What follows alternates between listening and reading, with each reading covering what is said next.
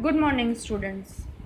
छुट्टियां ख़त्म हो गई और छुट्टियों के बाद ये हमारा पहला क्लास है। तो उम्मीद करती हूँ कि आप लोगों की छुट्टियां अच्छे से बीती होंगी। हाँ, आप लोग कहीं घूमने नहीं जा पाए, लेकिन परिवार के साथ सभी लोग साथ में पहली बार शायद इतना दिन छुट्टियों में साथ बिताए होंगे। खैर, ये भी एक अच्छा एक्सपीरियंस है और हम लोगों को यही अच्छा लगवाना है। तो आज हम लोग पहला क्लास शुरू करेंगे सेकेंड यूनिट के सिलेबस से, पार्ट 9 सुमन एक उपवन के। इसके कवि द्वारिका प्रसाद महेश्वरी हैं। यहाँ कवि एक फूल के माध्यम से हमें एकता का संदेश देते हैं और हमें बताते हैं कि मनुष्य में जाति, धर्म, रंग, रूप, अमीर गरीब का भेदभाव नहीं रहना चाहिए। हम सबको मिलजुल कर रहना चाहिए। जिस तरह से एक उपवन अर्थात एक बगीचे में सारे फूल मिलजुल कर रहते हैं, उसी तरह से हमें भी एक साथ मिलजुल कर के रहना चाहिए। तो आइए हम लोग कविता की शुरुआत करते हैं।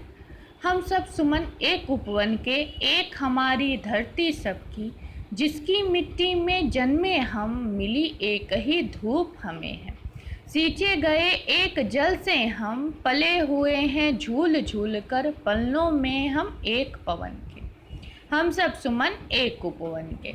यहाँ कवि कहते हैं कि हम सब एक उपवन के सुमन हैं, अर्थात हम लोग एक बगीचे के फूल हैं। और हमारी जो धरती है, अर्थात जहाँ हम लोग जन्म लिए हैं, जहाँ खिले, वह धरती एक है। उसकी मिट्टी जिसमें हम लोग जन्मे हैं, उसमें जो धूप मिली है, जिस जल से सींचे गए हैं, वह सब एक है। इसके अलावा जिस पल्ले में, जिस पवन के पल्ले में, जिस हवा के झोंके में झूला समझकर जिसको हम लोग झूल रहे हैं, वह भी एक ही है। और हम लोग सब एक उपवन के सुमन हैं, अर्थात एक बगीचे के फूल हैं। तो हमें मिलजुल कर रहना चाहिए। सूरज एक हमारा जिसकी किरण उड़ के कली खिलाती, एक हमारा चांद चांदनी जिसके हम सबको नहलाती, मिले एक से स्वर हमको हैं भ्रमरों के मीठे गुंजन के। सुमन एक हम सब सुमन एक उपवन के। हमारा सूरज क्या कौन है? एक है। एक ही सूरज की किरणें हम सब में पड़ती है और हमारे हृदय को खिलाती है। एक ही चांद की चांदनी में हम सब नहाते हैं और एक ही भौरों के मीठे गुंजन हम लोगों के कानों के पास गूंजती है। एक स्वर में हमको मीठी ध्वनि सुनाई देती है। क्यों? क्योंकि हम सब एक उपवन के सुमन हैं। एक उपवन एक बगीचे के फूल हैं। रंग रंग के रूप हमारे अलग अलग है क्यारी क्यारी, लेकिन हम सब से ही मिलकर है उपवन की शोभा सारी। एक हमारा माली, हम सब रहते नीचे एक गगन के। यहाँ कवि कहते हैं कि फूलों के माध्यम से कहते हैं कि जैसे एक उपवन में, बगीचे में हमें तरह तरह के फूल देखने को मिलते हैं ना, गुलाब का फूल, कमल का फूल, सूरजमुखी, चंपा, चमेली और भी कई तरह के फूल देखने को मिलते हैं।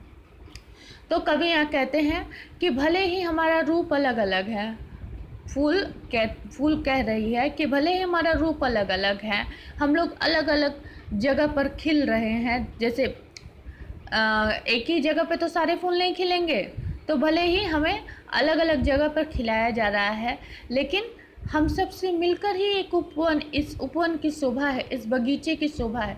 एक फूल से तो बगीचा नहीं बनता है, बहुत सारे फूल बनते हैं, खिलते हैं, तब जाके एक बगीचा बनता है। तो बगीचे की शोभा किससे हुई? सारे फूलों से हो गई।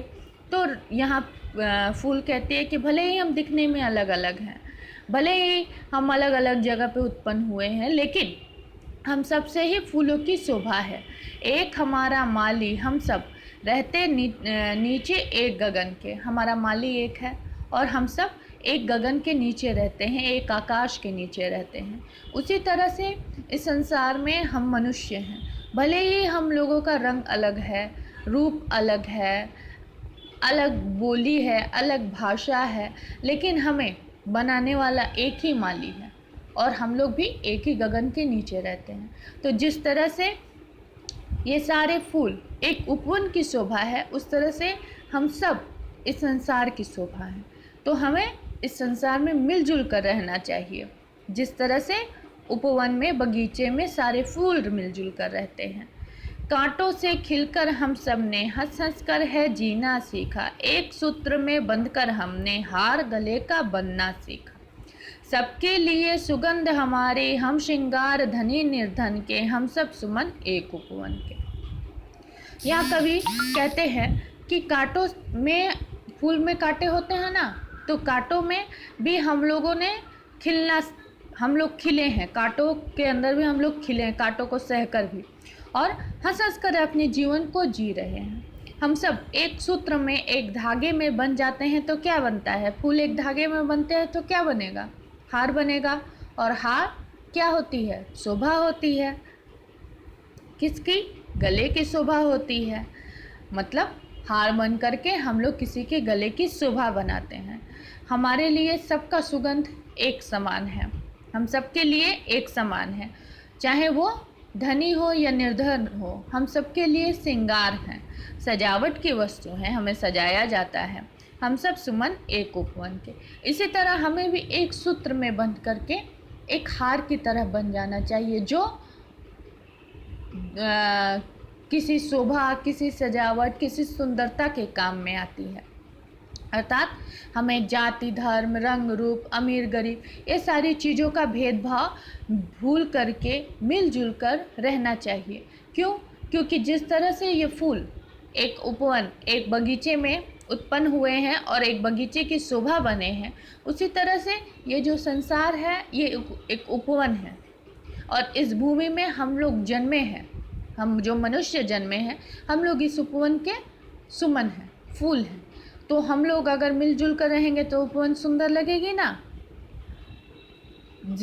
बगीचे में हम लोग जाते हैं तो फूल, सारे फूल सजे हुए सुंदरता से, सुंदर ढंग से रखे हुए रहते हैं, सजाए गए रहते हैं, तो सुंदर लगते हैं ना। तो उसी तरह से इस संसार की सुंदरता अगर बढ़ानी है तो हमें मिलजुल कर रहना चाहिए, किसी से लड़ाई झगड़ा या किसी तरह का भेदभाव नहीं रखना चाहिए और एकता के साथ रहना चाहिए। इस कविता के माध्यम से कवि हमें एकता का संदेश दे रहे हैं। अच्छा, ये हम लोगों ने ये कविता पढ़ी जिसका अर्थ मैंने अभी आप लोगों को समझाया। कविता पढ़ते समय आप लोगों ने ध्यान दिया होगा, मैंने कुछ शब्दों को मार्क किया है। ये सारे शब्द आप लोगों को श्रुति लेख के लिए मैंने मार्क किया है, ठीक है। तो ये सारे शब्द आप लोग अपनी किताब में मार्क कर लीजिएगा और आपके घर में जो भी होंगे, मम्मी पापा भैया दीदी, उन्हें ये किताब दीजिएगा और वो डिक्टेट करेंगे, आप लोग इसे कॉपी में लिखिएगा। लिखते समय पाठ का नाम लिख लीजिएगा। उसके बाद जैसे हम लोग करते थे ना स्कूल में, जब पाठ ख़त्म करने के बाद पहले श्रुति लेख करते थे, उसके बाद क्वेश्चन आंसर करते थे, तो उसी तरह ये श्रुति लेख आप लोग कर लीजिएगा।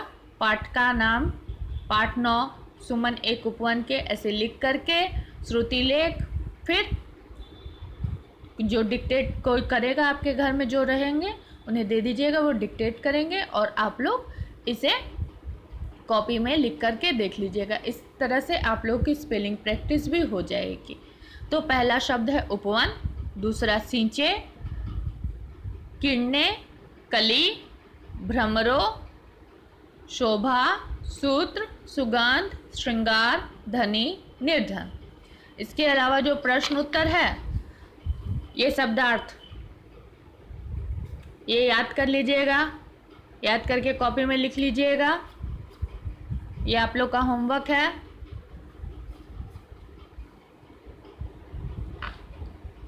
ये मौखिक प्रश्न है, ये लिखित है। पहले आप लोग इतना दूर तक करिएगा, उसके बाद मौखिक और लिखित प्रश्नों का उत्तर मैं दूंगी, तो आप लोग कॉपी में लिखिएगा। और समर वेकेशन में जो भी मैंने दिया था होमवर्क। उम्मीद करती हूँ आप लोगों ने उसे कर लिया होगा। व्याकरण का प्रश्न उत्तर मैंने दिया था, प्रश्न अलग से लिख करके, और उसके बाद आंसर को बुक में मार्क करके उसे आप लोग कॉपी में लिख चुके होंगे। अगर नहीं लिखे होंगे तो उसे लिख लीजिएगा। इसके अलावा जो व्याकरण का वर्कशीट करवाए थे उसे आप लोग याद कर लीजिएगा, क्योंकि अभी जो एग्ज़ाम होंगे तो उस वर्कशीट से क्वेश्चन आएंगे। ठीक है, बस आज के लिए इतना ही। धन्यवाद।